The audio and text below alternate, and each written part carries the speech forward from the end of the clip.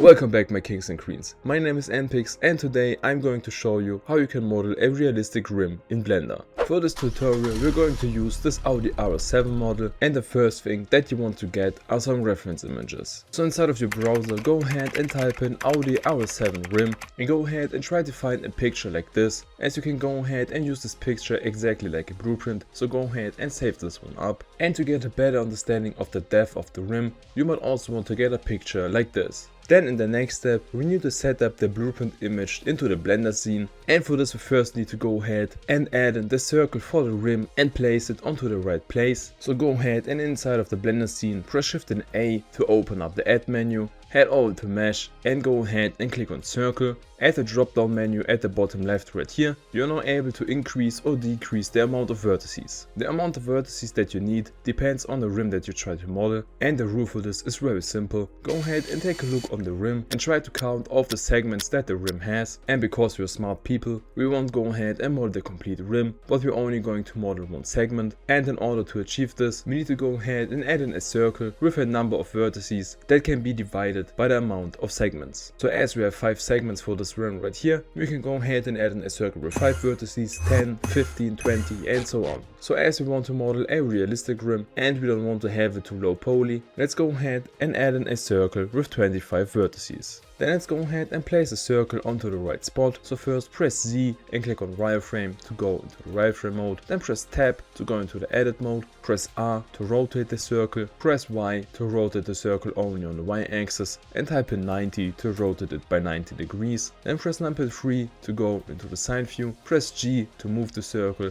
and go ahead and move the circle to the rim, press S to scale it down and go ahead and make sure that the circle matches up with the rim from the blueprint. After matching up the side view, press numpad 1 to go into the front view and go ahead and match up the circle right here too. Right here I would recommend to not place the circle all the way to the right side where the tire ends, but to go ahead and move this in to a point around here, because if we take a look on this reference image right here for example, you can see that the rim ends right here and that the tire is wider than the rim itself, and therefore we need the space right here to later create this exact thing. And by the way, if you're at this point interested in how to create a complete low poly or high poly car in Blender, you can go ahead and check out my full step-by-step courses inside of my description. Alright, so now the circle is placed perfectly to where it needs to be, so we can go ahead and hide the other blueprints, and we can go ahead and insert the other blueprint. Press tab to go back into the object mode, press Shift and A to open up the add menu, head over to image and go ahead and click on background, search up the image that you have saved up before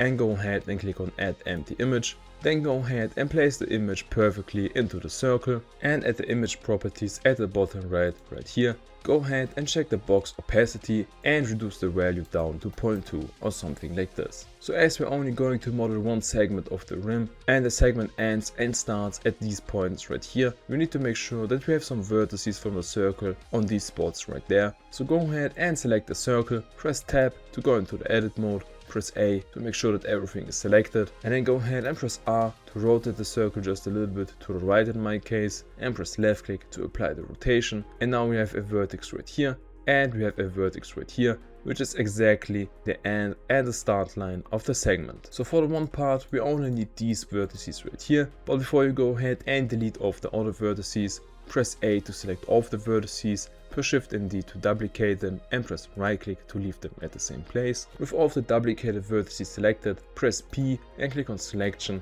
to create a new circle, and right here select circle 0.001 and rename this one to circle backup and go ahead and hide it for right now. Then select the circle and again with all vertices selected, go ahead and press Shift and S to open up the snap menu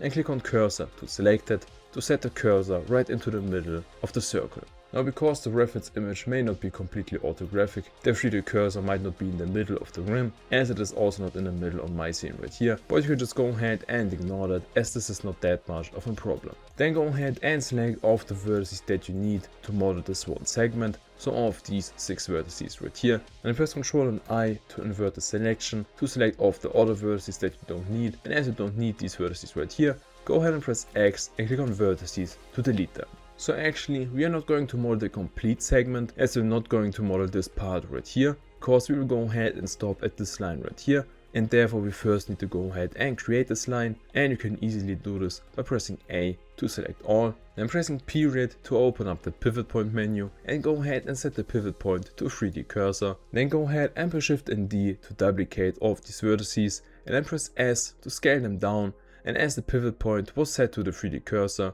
we can go ahead and scale them down to the 3D cursor to this line right here. And as easy as that, we have already created this line right here. And by the way, if you should stumble upon any problems while 3D modeling, you are welcome to join the Discord community and ask your questions there. Again, if you're not completely matching up with the circle right here, this is not a mistake by your side, this is just because the reference image is not orthographic. Now one last theoretical part before you can really start to model the rim. If you would go ahead and connect all of these vertices right here, this and this edge right here marks the start and the end of the segment, and it is really important to note that if you will go ahead and create a vertex or move a vertex which is on this edge right here, you also have to go ahead and move or create a vertex on the right edge on the exact same place. I will go ahead and move these edges to a new object, and you can just go ahead and delete them if you should have these edges right here. And from this point right here, where you have the vertices at the top and at the bottom, we can go ahead and continue to model the rim. So first of all, we're going to create this area right here. So as this vertex and this vertex is on the important edge line, and we will go ahead and create a new vertex right here and a new vertex right here. Just like I said, if you're going to create a vertex on the left side, you also want to create a vertex on the right side on the exact same place. So if you select a vertex on the left side, make sure to also select the vertex at the right side, but in this case we also need to go ahead and select off the vertices at the top. And now to create this area right here, press E to extrude these vertices and an S to scale them down to the 3D cursor to a point around here. Now by doing this, this vertex at the left side and the vertex on the right side is on the exact same position as we have scaled them down the exact same way. Let's go ahead and continue with this area right here, and first try to create some vertices right here. Therefore let's take this and we'll shift this vertex right here, press E and an S to scale them down to the pivot point. And as we need these vertices to be more to the right and this one more to the left, let's go ahead and change the pivot point by pressing period to median point, and then press S to scale them down to the median point to right here. On the reference image you can see that you have a banding right here, and I like to create the bandings with 3 vertices. So as these vertices right here mark the start, let's go ahead and change the pivot point back to 3D cursor, press E and an S and scale them down to a point right here. Then change it back to median point and scale them up to right here. Then once again 3D cursor, E and S, and scale them down to right here, and then median point and scale them in to right here. And just like this, you have created the banding with 3 vertices. Now to make this perfect, you can go ahead and select these 3 vertices, press right click, head over to loop tools and click on space, and do the same on the right side. Then let's go ahead and take these vertices right here, change the pivot point back to 3D cursor, press E and an S to scale them down to a point around here. And if you again take a look on the reference image, we have another banding right here. So let's first go ahead and scale up these vertices by playing around with the median point to a point around here. And let's go ahead and again select the 3D cursor, press E and an S and scale them down to right here. And change it back to median point, press S to scale them up again to right here. And once more with the 3D cursor. And as we now need to go ahead and place a vertex right here onto the imported edge line on the left side, we of course also need to place the same vertex on the right side. So if you select the left vertex, make sure to also select the right vertex. Then let's go ahead and make sure that the pivot point is set to 3D cursor, press E and then S, and go ahead and scale them up onto the blueprint to a point around here. Then select both of these vertices right here, press F to connect them, and select both of these vertices right here and press F to connect them. Alright, we're actually almost finished with this area right here. We only need to go ahead and trace down this blueprint line right here. And for this we first need to go ahead and add in a loop cut to right here and a loop cut to right here. So with Ctrl and R, go ahead and enable the loop cut function and make sure to hover with your mouse over an edge right here. Then go ahead and press left click to apply the loop cut, and now you can go ahead and slide the loop cut, and at the top right here you can see the slide value, and you can also go ahead and type this in. And as we need this loop cut to be at a point around here, and we're almost at 0.3, let's go ahead and type in 0.3 to slide this to this point right here. And then we also need to place the loop cut to the right side, so let's go ahead and repeat the same process, and in this case let's go ahead and slide it to minus 0.3, and although it doesn't look really right on the blueprint, it is the exact same amount, and we're not matching with the blueprint only because the blueprint itself is not orthographic. Then to trace down this blueprint line right here, you just go ahead and repeat the same process that you have done for other blueprint lines. So start by selecting these vertices right here, changing the pivot point to 3D cursor, pressing E and then S to a point around here. And as we have a banding right here, we need to go ahead and recreate this with 3 vertices. And as the left vertices are matching up with the blueprint line, just go ahead and focus on the left side and kinda ignore the right side. And then go ahead and repeat the same step all the way to the end.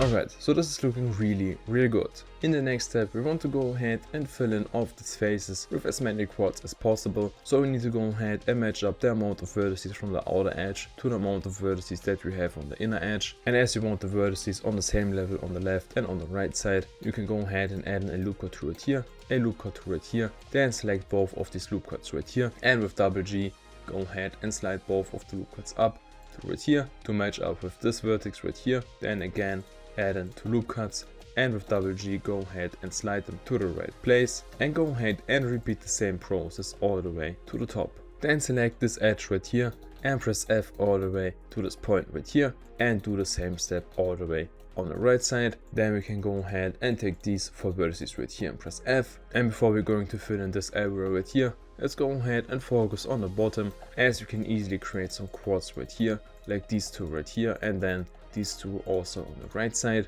Then we can go ahead and create a quad right here, select this edge right here and create 2 more quads to the top. And then right here I would go ahead and add in a loop cut to right here, create a quad right here, a quad right here, and then go ahead and select this vertex and with shift this vertex at the top, press M and click on Add Last to create 2 more quads right here. Now if we go ahead and rotate your view and go back into the solid mode by pressing Z, you can see that the rim is completely flat. To create the depth of the rim, you have also downloaded this reference image right here, and you can definitely see that this rim is not flat at all. To recreate this, let's go ahead and bring back the circle backup. Then let's quickly go into the edit mode of the circle backup, and with Shift and D and right click P and selection create 1 more circle backup. Let's go ahead and hide the circle backup and rename the circle backup point 001 to circle guide. Then select the circle guide, press tab to go into the edit mode, and first of all go ahead and make sure to press S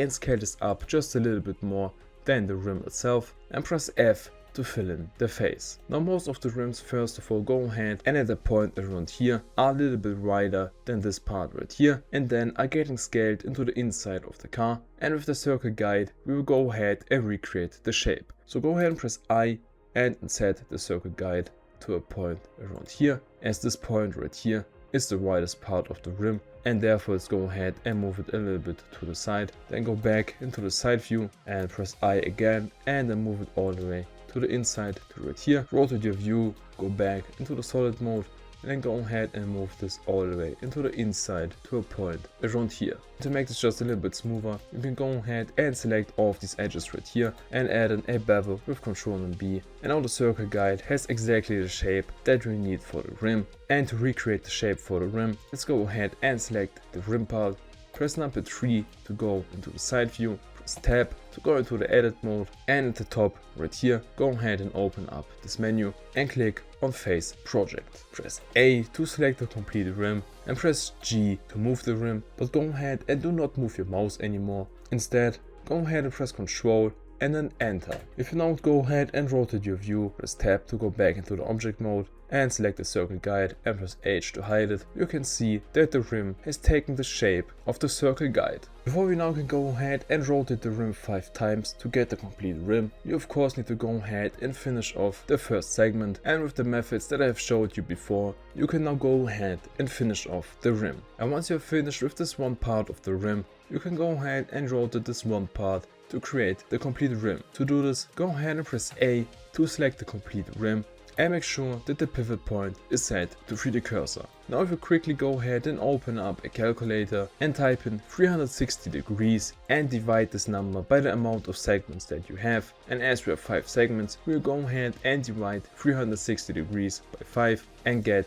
72, which means that we need to go ahead and rotate each single segment by 72 degrees 5 times to get a complete rim. So in the side view, go ahead and press Shift and D to duplicate the rim, then press R to rotate the rim, and go ahead and type in 72 to rotate it by 72 degrees and press enter, and without pressing anything else, go ahead and press Shift and R to repeat the same step all the way until you have the complete rim. The only issue that you have right now is that if you would go ahead and select a vertex right here, you can see that you have a lot of double vertices, and to fix this, go ahead and press A to select all, press M and click on by distance to remove all of the double vertices. Alright my kings and queens, this was the method on how to create a rim in Blender. If you're at this point interested in how you can go ahead and create a complete low poly or a complete high poly realistic car in Blender, you can go ahead and check out my full step-by-step courses with the first links inside of my description. Make sure to join the Low Poly Garage Discord community, where you can go ahead and ask for help if you should stumble upon any problems while 3D modeling. I wish you all of the best for the future, and we will see us in the next video.